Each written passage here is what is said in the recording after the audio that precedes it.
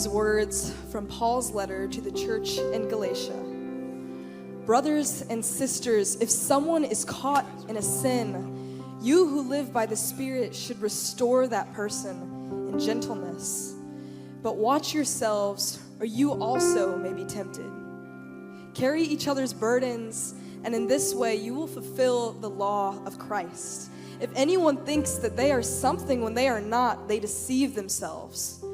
Everyone should test their own actions.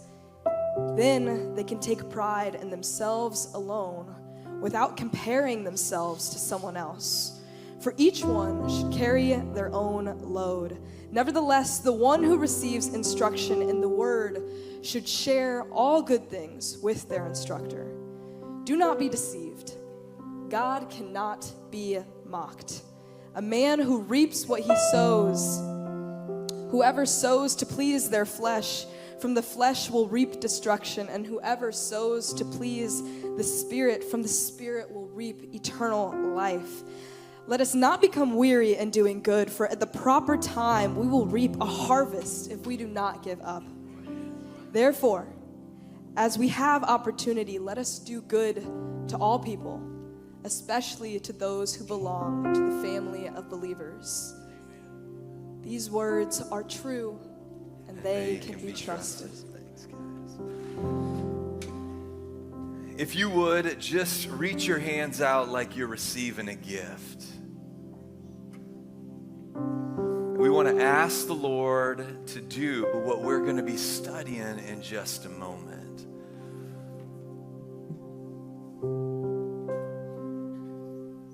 Just ask the Lord, say, God, would you help me to be faithful? Ask the Lord, would you help me to not grow weary in doing good?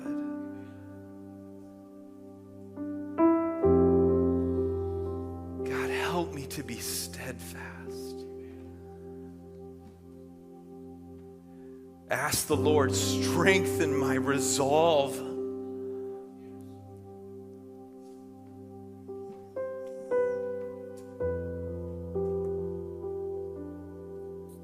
And then I want you to ask the Lord to do this too.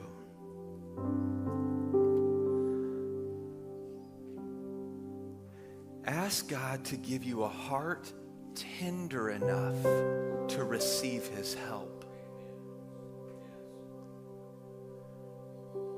God, let me have a heart that's willing to receive your help. Let me have a heart that's willing to receive your help. In your wonderful name, God, be with us today. Help me to honor you and lift you high. In your name, Lord, amen. You guys are great. Thank you. It's good to be in the house of the Lord. I love it. And I got some of my family. So yesterday, my eldest got married. And so I guess that means I'm getting old. What does that mean? I don't know what that means. It was a wonderful, wonderful day, though. And so I got some of my family. We came out here, hanging out at East Fishers today. And so we've had a good morning so far. God's been moving in the services, which is wonderful, wonderful for me. And I'm excited to get into today's message. Actually, last night, because it's like whenever I have busy weeks, you're trying to fit all these messages in or speaking at different things. And so last night, as people were dancing, I was literally sitting in the car going, okay, get this, because I married him, get this out of my head. And I was looking at my notes while everybody's dancing in the car, trying to get the sermon into my head. And it's in enough that you get something. So it's not bad. I love it. Our text today, which was read earlier, I absolutely love it. And let us not grow weary in doing good.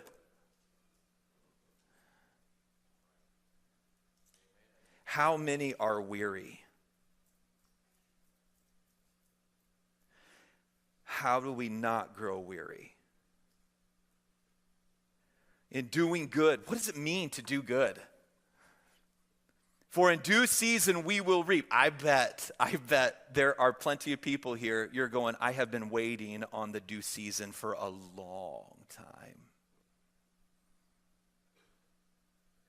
how in the world do I not give up? I find it interesting. As you guys know, every year I take the Next Steps cards, and when I begin my month-long sabbatical, where I write sermons, so it's not technically a sabbatical. I take that month off every year, and I write messages for the whole church family. And I begin that journey, as you guys know, by collecting the Next Steps cards from all of our locations. And so I will read through literally thousands of them. It takes days to go through all those cards. And I'm always looking for themes. So what are the big themes that I'm discovering? What am I finding? Where are people at? And listen, it is so unbelievably meaningful to go through each of your Next Steps cards. I mean, to find that God's moving in your family, God is restoring, God is healing, God is blessing in wonderful ways, and to also enter into your pain with you also. I know what it's like to sit on my back patio and read story after story of people that are wrestling with family members that have cancer or weight or broken relationships, and I have wept on my back porch along with you as I enter into your stories too. And as I was going through our church survey, and as I was going through the literally thousands of Next Steps cards this year, reading through each of them and spending time in prayer, and even talking with our team about our Discover Trinity team, those that are becoming members of the church, what are we finding from our new members? What are their stories? Where are they coming from? What's happening? I discovered a thread. It's like God brought me to this interesting thread. So every time we have a really powerful baptism, or every time there's a story of life change, or there's a story of healing, or there's a story of God moving financially in a family that's been in a really difficult place, all of these wonderful stories of God's redemptive life change, if you follow the thread back, they almost all land on this. One of you all invited them to church.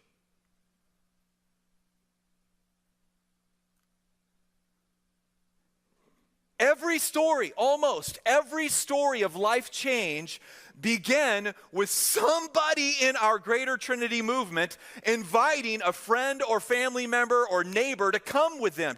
It's that hard place where you go, you know what? I love you. I know your story. You got to come home spiritually. Come with me. When you watch a baptism, when we have our prayer services and we do testimonies, somebody along that journey said, come with me to church. It's not just me. So I did a little recon after I was following that thread all the way through our greater story, which is fun. And I was diving into research because I got a really dorky, nerdy side, as you know. So I was reading through a whole bunch of research on this, and I discovered one. This is kind of a summary, but it's focused on one primary research project. Again, if you really like to follow the rabbit trails, you can download my notes online, and there's so much more in the notes that I don't even have time to get on a Sunday. But it's basically this. Are you ready? Lifeway Research found that 82% of unchurched people are likely to attend church if they receive a personal invitation from a friend, family member, or coworker. 82%. 82%. If it's personal, you know the individual and you go, hey, would you come with me? And they're like, no. And you're like, come with me. Like, I don't know. Come with me. I'm not sure I'll fit. Listen, come with me to church. All right, fine. By comparison, are you ready for this? 2% of people attend because of traditional advertising like billboards, mailers, or social media campaigns. 2%. So listen, Alyssa, you're part of the marketing team. Is Kelly in here today? Kelly. I got both of my marketing staff members in here today. Listen, you guys, listen, this is not meant to put down you do amazing work. All the websites and sermon, the blogs that you do, the fix. I mean, you guys are absolutely, come on, Alyssa and Kelly, give it up for them. They're both here today in this service. We got to thank them. You guys are awesome team members. I love you both. Now, here's the truth, okay? If they put out the best, 2% return. If you just ask somebody you love, come home. By orders of magnitude more effective. You want to know why? Because we're relationally designed. We are relationally designed.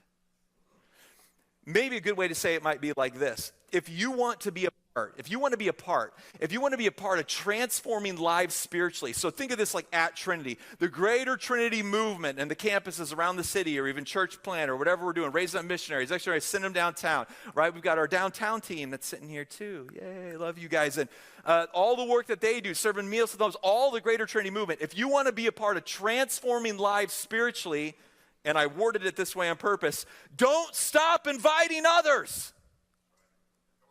Everyone, every story, every amazing moment, don't stop inviting others to walk with you on your spiritual journey. That's it. We are unbelievably relational. God made us that way. Galatians 6:9. Let's go back to this text again. Right? And as we do so, just reflect. Who do I need to invite in on this spiritual journey? Who do we need to invite into the spiritual journey? Galatians 6:9. And let us not grow weary, let us not grow weary of doing good. What is the doing good? For in due season we will reap if we do not give up. What are we supposed to not give up on? What is the good we are supposed to do? And what, okay, so here's the thing, man. I want you to imagine there is like this active spiritual journey, right, where you are engaging with the world around you. And then there's like this passive way of doing spirituality. And there are seasons where we go through both of those. But I think for far too many of us, especially the way culture is formed, it has taught us, culture has falsely taught us that our spiritual journey is supposed to be a quiet, just for me thing. You can't prove that in here at all.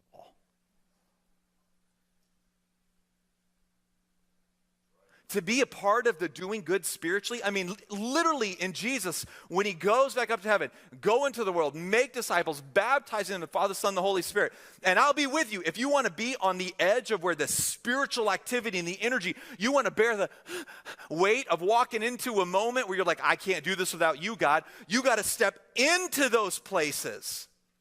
If you feel like you're just passively watching life go by and you don't have a lot of spiritual purpose, it's because you've stepped away from the place where God is active.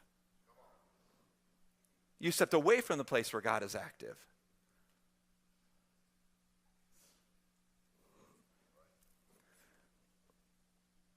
Who do you need to be inviting to church? I think it's so important when we read the Word of God. People do such a good job of like plucking out verses. It's like, I'm going to pull this verse out of context. I'm going to put it up on my wall, and I'm going to apply whatever definitions around it that I want. Like we proof text. We're so good at doing this in the Bible. In fact, many times I've met people that have like a life verse, and I've thought in my head, sometimes I say it out loud, I've thought in my head before, dude, you really need to read the verses around that. So like, let's take this verse that we're memorizing this week, and let's put that verse back in its context and look at the historical, grammatical, contextual. Let's look at a little bit of the information around it, because we can know what this verse means by paying attention to its context. A little history. Early Christian communities often faced pressure. They often faced pressure both from within and without to conform either to legalism. Now, I just want to hit pause. This word legalism, we are obsessed with it in our modern day and age. We're totally afraid of it. Everybody knows this word. Did you know if you thumb through history, legalism is like a barrier? So think of like the road spiritual. If I'm driving down a highway of following God, legalism is like one guardrail. But you might not know, if you read through history, there's another guardrail too. We've forgotten the other guardrail, and we're obsessed with the legalism one. Early Christian communities often face pressure both from within and without to conform to legalism, which is loving the law at the expense of the person. The other side of it is this, or to antinomianism. You've probably forgotten that one or never learned it. If you go back in history and you were to sit with them, they were just as aware of legalism as they were of antinomianism. You need to remember your history. Antinomianism is a distorted form of grace that lets people define their own version of truth. It's the other side of the road. So you have legalism over here and you got antinomianism over here, and Paul's saying, don't run into either guardrail. And what's happening in our modern day and age is we're so afraid of legalism, we're driving off the road into antinomianism, and the enemy loves for us to forget that part of history. Paul's message in Galatians counters both extremes by emphasizing faith expressed through love that aligns with God's love. Let me say it like this. Are you ready? I love you. Oh my goodness, Pastor loves you. Love without law lets people build their own hell. Law without love pushes people into it. Imagine with me, I'm a young dad, and I've got my babies out playing in my driveway. This has actually happened. And they're playing back and forth. They're like playing with the ball. Maybe I've got Julia out there, my little 3-year-old, and she's playing with the ball, and the ball rolls out into the street. And I'm watching cars, pretend like it's like 4 o'clock, 4:30, it's busy in the neighborhood, cars are all driving by. And imagine I run down and I grab little Julia by the back of her shirt and I pull her back. And I'm like, no, as a car buzzes by. And she turns around and she looks at me and she's angry with me for stopping her from her mind of getting the ball. But I'm stopping her from getting run over, but she doesn't get that. Legalism is the parent that says, we're never going to play outside again. We're never going to go out. Streets are bad. I don't want you ever around cars. That's legalism. Antinomianism is, oh, you want the ball? You do you. Live your own truth. Live your own truth. You do you. My gut.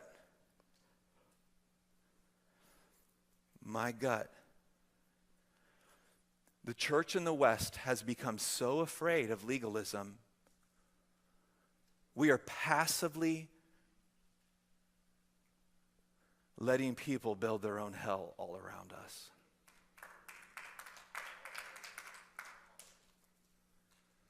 Under the guise of false love. It's not loving to go, oh, daughter, you want to run into the street? You do you. Live your own truth.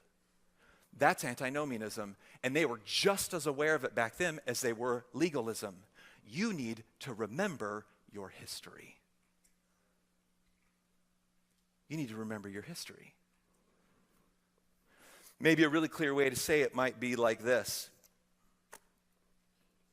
You are fighting not only for your own spiritual victory, but for the spiritual victories of others too. You're fighting for the spiritual victories of others too. Who should you invite to church? Who should you invite to church?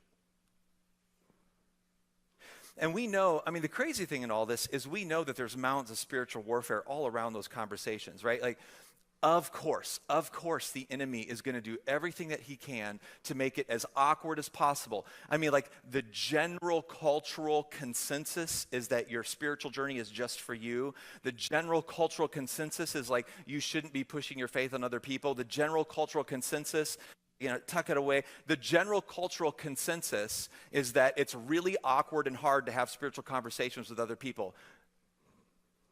Absolutely, that's true. And absolutely, there's tons of spiritual warfare around it. Expect it to be hard because that's where the enemy's working, but it's also where Jesus promises that he'll be with you at, right? Like in those moments. And I'll be with you always to the very age. With you to do what? To hide away, to hide your faith, to pretend like it's not there, to let the world burn around you and just hide in a hole. No, I'll be with you as you go into the world, make disciples and baptize them. That's where the work is at. It's also in the quiet place. I'm not saying it's not there, but I'm saying he promises to be with you as you march into the hard place. I'm going to invite Jen up, and let me pull some of these ideas together.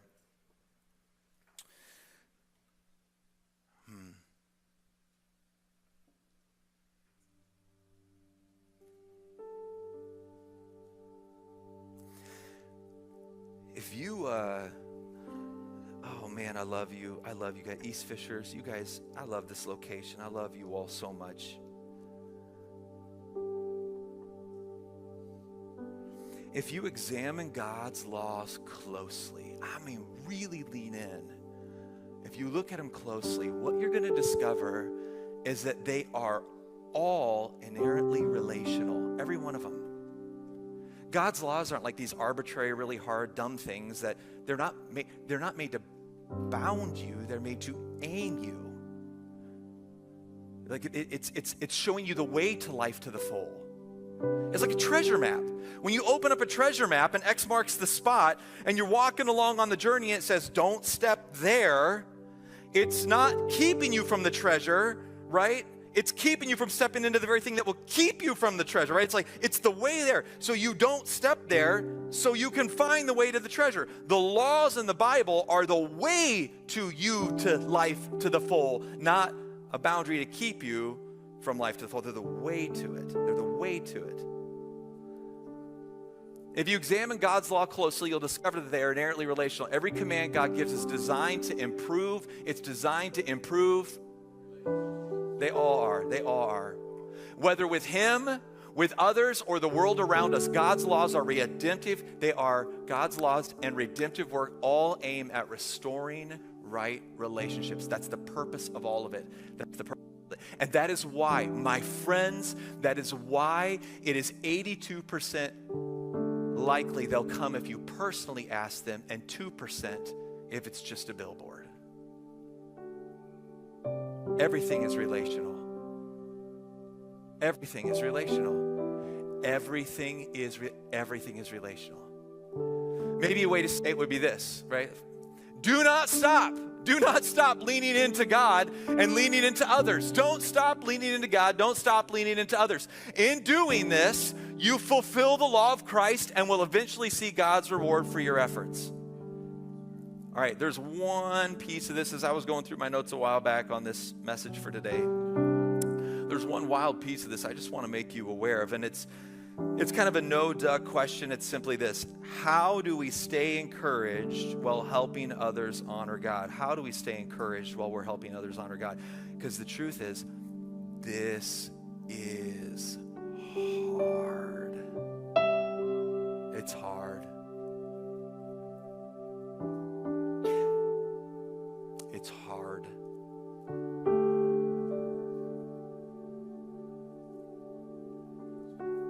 And it grows weary.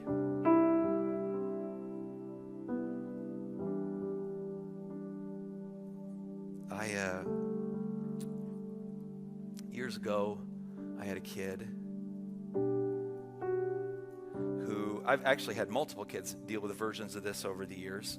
But I had a kid that was having a hard time going to sleep. Every kid does at some point, right? A hard time going to sleep. And you know that when kids hit that age where they begin to become aware of death, it's like they start thinking about it again, or for the first time. Well, one of my kids had this idea that, like, I'm afraid I'll stop breathing in my sleep and I'll just, got terrified of that, absolutely terrified of that. And so you sit down, and I've done this with multiple kids. You sit down and you sit on the bed with them and you try to engage with them like an 8-year-old, 9-year-old, 10-year-old. You try to engage with them intellectually. So it's like, hey, I love you. The data show, like breathing, you're not choosing, Your body's going to do it on your own. Scientifically, I promise you're going to be okay. And the reality is, oh man, don't you wish your emotions would listen to information and just do what you want them to do? Wouldn't it be awesome? I mean, if you battle with anxiety or you battle with depression, wouldn't it be awesome if you could just look in the mirror and be like, yo, emotions, look at the facts, get it straight. But it doesn't work that way. Your emotions are annoying sometimes. And as a parent, it's the same way. You can't just look at a child that's really afraid and go, the data shows that you shouldn't be scared. They're not like, oh, cool. It doesn't work that way. I wish it did.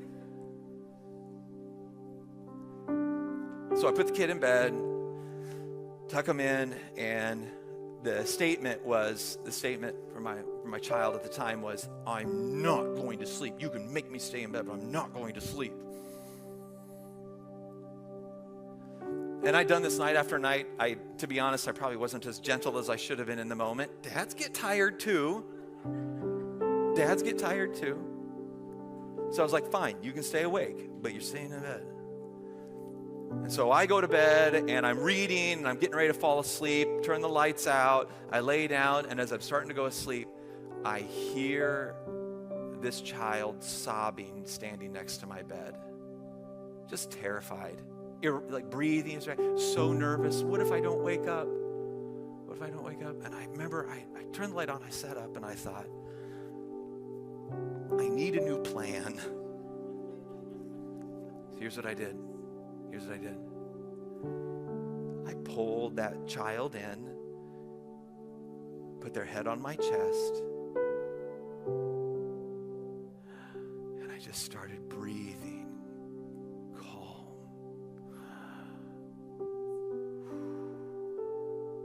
Hey, I want you to know I love you.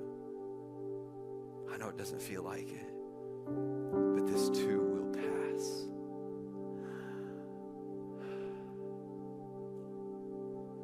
And pretty soon, their breathing started matching mine. And pretty soon, totally asleep.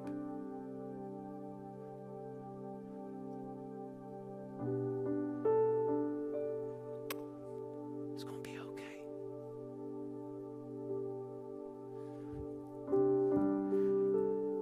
Intimacy can take you to places information cannot.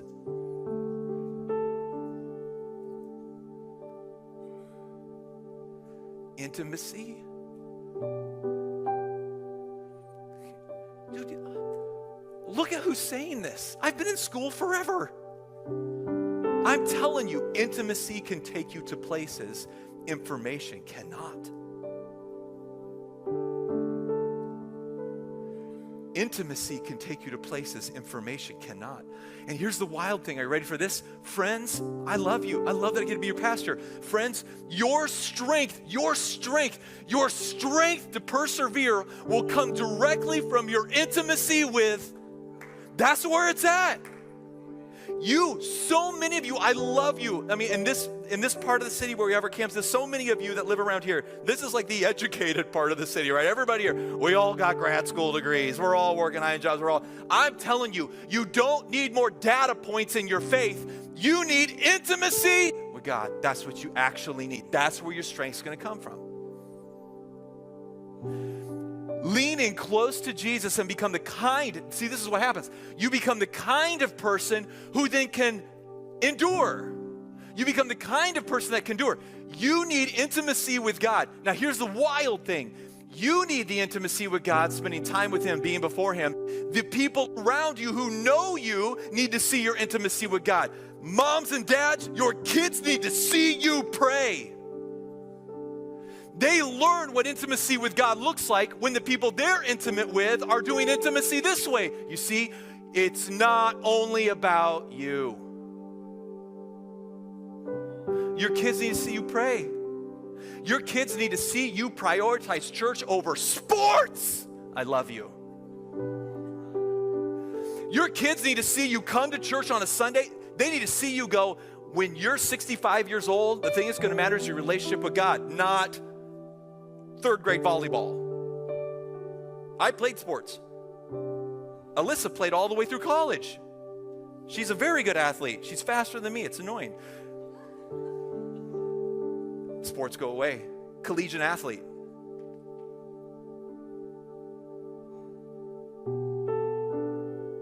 Your kids are going to find where strength really comes from when the people they love model where strength really comes from. Your kids need to see you come to church and see you worship. You need the intimacy, and the people around you need the intimacy. It's not just your kids, it's your family, it's your friends. Your neighbors need to know why you're okay, not just that you're okay. When you go to the bus stop and everybody's complaining about how miserable their marriages are and miserable life is and how frustrating everything is, it's all a mess and it's a train wreck, and you like seem to have, they need to know why you're okay. Why are you okay? Because you have intimacy with God. They need to know why. They need to know why.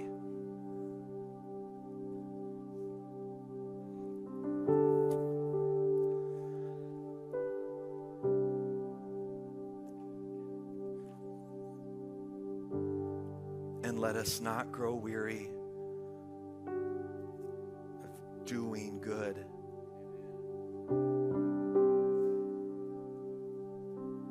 For in due season we will reap if we do not give up. Where are the Christians who love Jesus? Where are the Christians who love Jesus more than this world? Where are the Christians who love Jesus more than this world? Lost world is looking for somebody that has a genuine faith. Let that be you. You be the one. I'm going to leave you 2 questions you can consider on your next steps cards. If you would, go ahead and pull your next steps cards out. I'll wait for you. Just the sound of it coming off, it makes me feel better about myself. This is a problem I got. There you go, pull them out. Somebody ripped it really loud. Just thank you. Just helps me. Pull that one. I just want you to reflect. Here's what I want you to do. I'm asking you 2 questions. And I worded them in a complicated way because I want you to ponder it. I don't want you to just bypass it. First question is this: what community, or what is this? What personal spiritual battle do I need to continue applying God's goodness to? Because this is, right? We're not against the personal. That's not the enemy. So is there a personal battle? You're like, man, I've got to keep fighting the good fight here. I know in my heart, God has called me to fight the good fight here. I got to break this addiction. I need to deal with this issue from my past. I need to honor God with my finances. Is there some personal thing where you're going, yep, God's dealing with me here, and I have got to commit. I've got to commit in my heart. Keep fighting the good fight. It's, yes, personal. That's one side. So is there something personally God is calling you to keep fighting the good fight on? The second side is this: what community, or maybe even another individual, do I need to commit to bringing God's goodness into? Is there a neighbor? Is there a friend? Is there a sister? Is there a brother? Is there a cousin? You're going, I got to commit. I got to commit to letting them know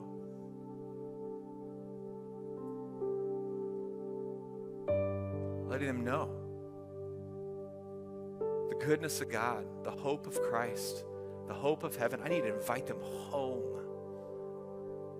Personal, internal, external. And I'm just going to pray that God speaks into your heart. And please take the time to reflect. What is God speaking into your heart? Go ahead, take a moment and write, hey, I love you. I love that I get to be your pastor. You guys have a great day.